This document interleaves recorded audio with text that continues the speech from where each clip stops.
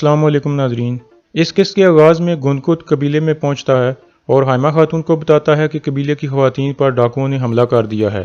ये सुनकर हाइमा खातून सख्त परेशान हो जाती हैं और हलीमा और गुंदज के बारे में पूछती हैं। गुंदकुत कहता है उनके बारे में कोई खबर नहीं है हाइमा वालदा, अर्तुल साहब खुद उनकी तरफ गए हैं। फिर गुंदकुत सिपाहियों को आवाज़ देकर कहता है अपने घोड़े तैयार करो। इतने में कबीले का ढोल बजता है। एक घोड़ा गाड़ी कबीले में पहुंच गई थी जिसमें गुंदज जख्मी हालत में मौजूद था। हाइमा खातून उसे उठा लेती हैं और फूट फूट कर रोने लगती हैं। कुछ देर बाद हकीम अर्तुग भी वहां पहुंच जाता है और गुंदज को उठाकर खेमे के अंदर ले जाता है। कुछ देर बाद एक दफ़ा फिर कबीले का ढोल बजता है। बामसी और दूसरे सिपाही दुआन को जख्मी हालत में लेकर कबीले पहुंच गए थे। कबीले के लोग एक दफ़ा फिर परेशान हो जाते हैं। फिर बानो जिजिक भागती हुई उसके पास पहुंचती है और कहती है अपनी आंखें खोलो दुआन। लेकिन दुआन बेहोशी की हालत में था। फिर दरवेश इसाक कहता है हमें दुआन को लेकर जाने दें ताकि हम इसका इलाज कर सकें। फिर वह दुआन को लेकर आगे बढ़ जाते हैं।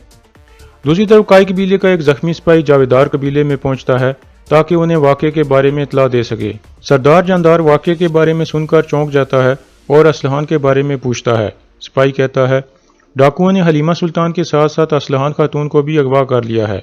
अर्तुल साहब डाकुओं के पीछे गए हैं। उन्होंने मुझे कहा था कि मैं आपको इतला दे दूं। फिर जानदार अपने सिपाही कुतलूजा को हुक्म देता है फौरन सिपाही इकट्ठे करो और जल्द से जल्द उनके पीछे जाओ। फिर दोनों सिपाही बाहर निकल जाते हैं। उनके जाने के बाद जानदार आलियार से पूछता है उराल कहाँ है। आलियार कहता है भाभी ने कहा है कि वो कोनिया गए हैं बाबा। जानदार कहता है उराल का कोनिया में क्या काम था जब यहाँ शैतान हमारे ऊपर हमला कर रहे हैं। आलियार कहता है मैं नहीं जानता बाबा, मैंने सुना है कि वो किसी अहम आदमी से मुलाकात करने गए हैं। दूसरी तरफ अर्तुल चलते चलते डाकुओं के पास पहुंच जाता है। एक आदमी आहिस्ता से फ्रांसिस्को को कहता है वो आ रहा है, हमें इसको इधर ही ख़त्म कर देना चाहिए। फ्रांसिस्को कहता है नहीं, ये वाक़या सिर्फ एक अगवा बराए तावान लगना चाहिए क्योंकि हमारा मालिक यही चाहता है। इसके अलावा तावान से हम अमीर हो जाएंगे। इसके बाद अर्तुल आते ही उसके 4-5 आदमियों को मार देता है।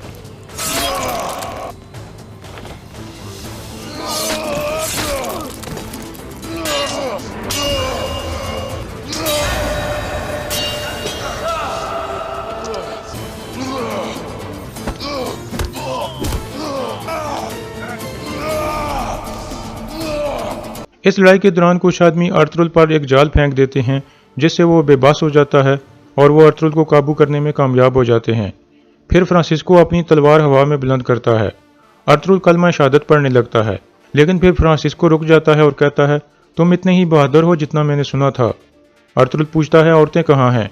फ्रांसिस्को कहता है वो तब तक महफूज हैं जब तक मुझे वो नहीं मिल जाता जो मैं चाहता हूँ। अर्तुल पूछता है तुम क्या चाहते हो कमीने। फ्रांसिस्को कहता है 1000 सोने के सिक्के। तुम अकेले आओगे और अगर कोई छुप कर तुम्हारे पीछे आया तो मैं औरतों को मार डालूंगा। अर्तुल कहता है अगर तुमने उन्हें कोई भी नुकसान पहुंचाया तो मैं तुम्हें जिंदा जला दूंगा। फ्रांसिस्को कहता है कल दोपहर को तुम यहाँ सोना लेकर आओगे, मेरे आदमी तुम्हें मेरे पास ले आएंगे। फिर अर्तुल कहता है हलीमा को बता देना कि गुंदो जिंदा है और यह भी बताना कि मैं उस शख्स को मार दूंगा जिस किसी ने भी उसके साथ ये किया है। इसके बाद फ्रांसिस्को और उसके आदमी वहां से चले जाते हैं। दूसरी तरफ हनली बाजार में सिमोन सख्त गुस्से में फिलिप से पूछता है सुल्तान के जासूस को हमारी जगह का कैसे पता चला। फिलिप कहता है हो सकता है हमारे अंदर कोई मुखबिर हो। सिमोन कहता है जिन 4 लोगों को इस बारे में पता था उन्होंने कसम खाई हुई है। तुम्हारा इशारा किस तरफ है फिलिप। मारिया कहती है इसका इशारा तुर्गुत की तरफ है जनाब सिमोन। फिलिप कहता है हाँ। मारिया कहती है ये नामुमकिन है, वो पूरा दिन काम करता है, मैं हर वक्त उसे देखती रहती हूँ। इसके अलावा उसे इस तहखाने के बारे में नहीं पता। फिलिप कहता है हम कुछ भी यकीन से नहीं कह सकते मारिया। इतने में पैतरोस वहां पहुंचता है और कहता है उस्ताद सिमोन, काई कबीले की औरतों पर डाकुओं ने हमला कर दिया है जो बाजार की तरफ आ रही थीं। मैंने अपनी आंखों से देखा है और ये करने वाला फ्रांसिस्को है। मैं उसे अच्छी तरह से जानता हूँ, वो अकेला इस तरह की बेवकूफ़ी नहीं कर सकता। सिमोन कहता है उसके पीछे कोई और है, लाजमी उराल का इसमें हाथ होगा। मारिया कहती है अगर अर्तुल को सच का पता चल गया तो फिर क़यामत टूट पड़ेगी। सिमोन कहता है अब वक्त आ गया है कि दोनों कबीलों में जंग करवा दी जाए, हमें यह साबित करना होगा कि इसके पीछे उराल है। मारिया तुम तुर्गुत के पास जाओ, मैं उसे साथ लेकर काई कबीले जाऊंगा। मारिया पूछती है कबीले क्यों। सिमोन कहता है देखते हैं कि फिलिप का उस पर शक कितना सही है। दूसरी तरफ तुर्गुत अपने कमरे में वर्जिश करने में मसरूफ था। इतने में मारिया अंदर दाखिल होती है और कहती है मैं तुम्हें कुछ बताना चाहती हूँ। कबीले की औरतें जो बाजार की तरफ आ रही थीं उन पर डाकुओं ने हमला कर दिया है। दरअसल मारिया उसको चेक करना चाह रही थी کہ ترگت کا کیا رد عمل ہوگا۔ پھر ماریا کہتی ہے حلیمہ اور اسلحان خاتون اغوا ہو گئی ہیں۔ یہ سن کر ترگت چونک جاتا ہے، لیکن پھر اپنے آپ پر قابو کرتے ہوئے کہتا ہے میں بالکل حیران نہیں ہوا، ارطغرل ایک دفعہ پھر اپنے پیاروں کی حفاظت کرنے میں ناکام ہو گیا ہے۔ پھر ماریا کہتی ہے اس کا بیٹا گندز بری طرح زخمی ہو گیا ہے۔ یہ سن کر ترگت سخت پریشان ہو جاتا ہے، لیکن کہتا ہے ارطغرل کے ساتھ وہی ہوا جس کا وہ قابل تھا، لیکن مجھے اس کے بیٹے کا افسوس ہے۔ پھر ماریا کہتی ہے سمن بھائی قبیلے کی طرف جا رہے ہیں، اگر تم چاہو تو ان کے ساتھ جا سکتے ہو۔ ترگت کہتا ہے میں ارطغرل کی شکل بھی نہیں دیکھنا چاہتا۔ ماریا کہتی ہے لیکن میرے خیال میں یہ بہتر ہے کہ تم جاؤ، اس طرح ارطغرل کے ساتھ ہمارے تعلقات خراب نہیں ہوں گے۔ ترگت کھڑے ہوتے ہوئے کہتا ہے تم صحیح کہہ رہی ہو ماریا، میرے غصے کی وجہ سے تمہارے بھائی کا کام خراب نہیں ہونا چاہیے۔ دوسری طرف فرانسسکو غار میں پہنچتا ہے تو حلیمہ اس پر حملہ کر دیتی ہے، لیکن فرانسسکو اس کی گردن پر خنجر رکھ دیتا ہے۔ حلیمہ کہتی ہے تم نے میرے بیٹے گندز کو مار دیا ہے، مجھے بھی مار دو۔ فرانسسکو کہتا ہے اگر تم اس کے ساتھ دوبارہ ملنا چاہتی ہو تو اچھے طریقے سے رہو۔ یہ سن کر حلیمہ کچھ خوش ہو جاتی ہے اور کہتی ہے گندز زندہ ہے۔ پھر فرانسسکو کہتا ہے باندھ دو ان کو۔ دوسری طرف حکیم ارطغرل گندز کا علاج کرنے کے بعد اسے بستر پر لٹا دیتا ہے۔ اتنے میں ارطغرل بھی وہاں پہنچ جاتا ہے اور حکیم ارطغرل سے پوچھتا ہے میرا بیٹا کیسا ہے ارطغرل بھائی؟ حکیم کہتا ہے میں جو کر سکتا تھا میں نے کر دیا ہے ارطغرل صاحب، باقی اللہ کے ہاتھ میں ہے۔ انشاءاللہ جب یہ ہوش میں آئے گا تو سب ٹھیک ہو جائے گا، میں اپنے خیمے میں آپ کا انتظار کروں گا۔ یہ کہہ کر حکیم ارطغرل باہر نکل جاتا ہے۔ پھر آئمہ خاتون ارطغرل سے پوچھتی ہیں حلیمہ کی کیا خبر ہے؟ ارطغرل کہتا ہے انہوں نے دونوں کو چھوڑنے کے بدلے 1000 سونے کے سکے مانگے ہیں والدہ۔ آئمہ خاتون پوچھتی ہیں وہ کون تھے؟ ارطغرل کہتا ہے یہ زمینیں غداری سے بھری پڑی ہیں والدہ، لیکن جس کسی نے بھی یہ کیا ہے میں اس کو ضرور تلاش کروں گا اور اس کے پھیپڑے باہر نکال دوں گا۔ اتنے میں عبد الرحمن اندر آ کر بتاتا ہے جاندار صاحب اور آلیار صاحب آئے ہیں۔ ارطغرل اٹھ کر مرکزی خیمے میں آ جاتا ہے۔ جاندار اس سے گلے ملتا ہے، پھر ارطغرل انہیں بیٹھنے کو کہتا ہے۔ جاندار کہتا ہے یہ کیسے ہو سکتا ہے ارطغرل صاحب، ان کا ہماری عورتوں کے ساتھ کیا کام تھا؟ ارطغرل کہتا ہے انہوں نے تاوان کے لیے ان کو اغوا کیا ہے اور 1000 سونے کے سکے مانگے ہیں۔ جاندار کہتا ہے اگر یہ مسئلہ ہے تو یہ سارا تاوان میں بھرنے کے لیے تیار ہوں۔ ارطغرل کہتا ہے مسئلہ صرف یہ نہیں ہے جاندار صاحب، کوئی بھی ڈاکو اتنے بیوقوف نہیں ہو سکتے کہ اس علاقے کے 2 سب سے طاقتور قبیلوں کو کھلے عام للکار سکیں۔ جاندار کہتا ہے پہلے ہم تاوان بھر کے اپنی عورتوں کو بچا لیں، پھر ہم شکار کر کے ان کو کچل دیں گے اور ان کے اصل ارادے بھی جان لیں گے۔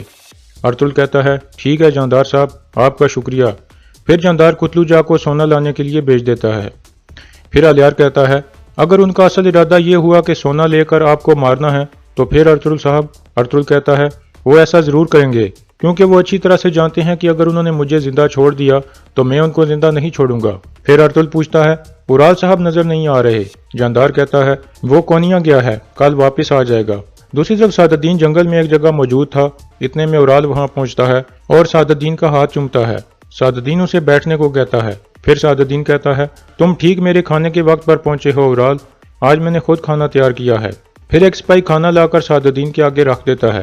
سعد الدین ایک چھوٹی سی بوٹی اتار کر اورال کے آگے پھینک دیتا ہے۔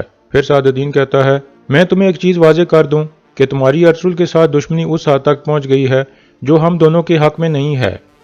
اورال کہتا ہے آپ کا کیا مطلب ہے امیر حضرت؟ سعد الدین کہتا ہے سلطان علاء الدین کی نظر میں ارطغرل کی جو قیمت ہے وہ تم سوچ بھی نہیں سکتے۔ اورال کہتا ہے میں جو جانتا ہوں اس کے مطابق ارطغرل بہت بڑی مصیبت ہے، جب سے وہ آیا ہے تب سے کوئی بھی سکون کا سانس نہیں لے سکا۔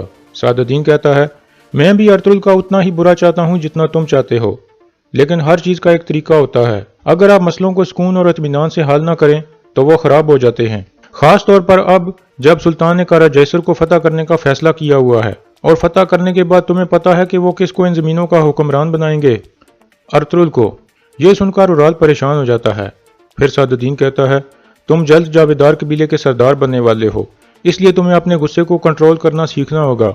میں نے سنا ہے کہ تمہارا بابا آلیار کو تم پر ترجیح دیتا ہے، ایک طرف آلیار اور دوسری طرف ارطغرل، کافی مشکل ہے تمہارے اوپر، لیکن تم پریشان مت ہونا، میں تمہیں جاویدار قبیلے کا سردار اور اس علاقے کا حاکم اعلیٰ دیکھنا چاہتا ہوں۔ یہ سن کر اورال کہتا ہے میں ہر کام کرنے کے لیے تیار ہوں جو آپ چاہتے ہیں امیر حضرت۔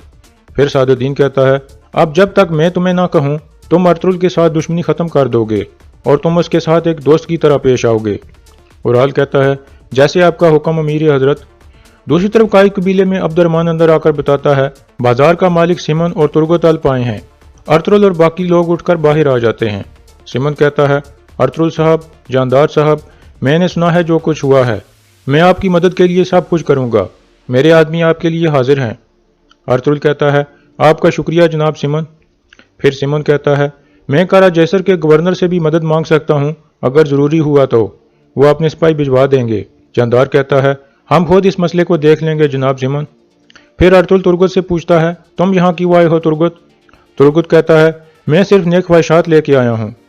अर्तुल कहता है, तुम अपने रास्ते जाओ तुर्गत, मेरा तुम्हारे साथ कोई काम नहीं है। तुर्गत कहता है, ये सब कुछ ना होता अगर आप उन आदमियों के पीछे जाकर बदला लेते जिन्होंने हमारे सिपाहियों पर हमला किया था। अर्तुल कहता है, एक और लफ्ज़ भी मत कहना तुर्गत। फिर अर्तुल जाने लगता है तो तुर्गत पीछे से उसके कंधे पर हाथ रख देता है और कहता है, मैं समझ सकता हूँ आप बहुत दर्द में हो अर्तुल साहब। मुझे हलीमा सुल्तान और गुंदुज का बहुत अफसोस है, लेकिन इस सब की वजह आप हो। यह सुनकर अर्तुल उसके मुंह पर एक जोरदार मुक्का मार देता है और उसे पकड़ लेता है। तुर्गत आहिस्ता से कहता है, उन्हें मेरी नीयत पर शक है अर्तुल साहब।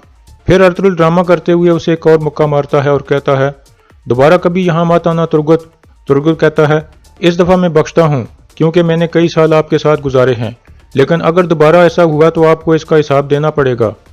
यह कहकर तुर्गत वहाँ से जाने लगता है। सिमन उसे रोकने की कोशिश करता है, लेकिन तुर्गत अपने घोड़े पर सवार होकर चला जाता है। अर्तुल सिमन को कहता है, गद्दारी का मैं आदी हूँ सिमन, दोस्तों से दुश्मन ज्यादा हैं हमारे। यह कहकर अर्तुल अंदर चला जाता है और सिमन मुस्कुराने लगता है। दूसरी तरफ गार में फ्रांसिस्को अपने आदमी को कहता है, मैं जा रहा हूँ, होशियार रहना। यह कहकर वो चला जाता है। असलहान हलीमा को कहती है, हमें यहाँ से निकलना होगा हलीमा सुल्तान। हलीमा कहती है, आप सही कह रही हो असलान खातून, हमें एक दूसरे की मदद करनी चाहिए। असलहान कहती है, रस्सियाँ बहुत सख्त हैं, पहले हमें इनको ढीला करना होगा। फिर वो दोनों रस्सियों से आज़ाद होने की कोशिश करने लगती हैं। दूसरी तरफ बानो जिजिक दुआन के पास पहुंचती है। दुआन अभी तक बेहोश था। बानो कहती है, मैंने कई साल तुम्हारा इंतजार किया, क्या प्यार में ऐसे होता है? हम दोनों इकट्ठे और खुश रहने वाले थे। फिर बानो जिजिक उसके सीने पर सर रख देती है। दुआन आंखें खोल देता है लेकिन खामोश रहता है। फिर बानो कहती है, कभी मैंने सोचा कि वो शहीद हो गया होगा, और कभी सोचा कि वो पकड़ा गया होगा, और फिर सोचा कि शायद वो मुझे भूल गया है। फिर दुआन बोल पड़ता है। बानो जिजिक खुश हो जाती है और उसका हाथ चूमती है। दूसरी तरफ सिमन का आदमी पेत्रोस अमांदा पर नजर रखे हुए था। इतने में फ्रांसिस्को वहां पहुंचता है। अमांदा पर्दे के पीछे फ्रांसिस्को के पास जाती है। फ्रांसिस्को कहता है, मैंने अपना वादा पूरा कर दिया है अमांदा, परिंदे पिंजरे के अंदर हैं, अब तुम्हारी बारी है। बाहर मारिया पेत्रोस को कहती है, क्या हो रहा है हसन, किसके पीछे हो तुम? पेत्रोस कहता है, फ्रांसिस्को अमांदा की दुकान में गया है। मारिया कहती है, इसका मतलब है उराल ने अमांदा को इस्तेमाल किया है। दूसरी तरफ अमांदा कहती है, तुम्हारा काम अभी खत्म नहीं हुआ फ्रांसिस्को, तुम्हें उन सब को मारना होगा जब अर्तुल तावान की रकम तुम्हारे पास लाएगा। ये सुनकर फ्रांसिस्को गुस्से में आ जाता है और अमांदा की गर्दन पर खंजर रखकर कहता है, क्या तुमने मुझे बेवकूफ़ समझा हुआ है? क्या वाकई तुम्हें लगता है कि इतनी कम कीमत में मैं ये काम करूंगा? मुझे बताओ कि इसके पीछे कौन है, वरना मैं तुम्हारा गला काट डालूंगा। अमांदा कहती है, उराल, सरदार जानदार का बेटा। फ्रांसिस्को कहता है, उराल को बताओ कि उसके काम की कीमत अब दुगनी हो गई है, वरना मैं उसका भी सर काट दूंगा।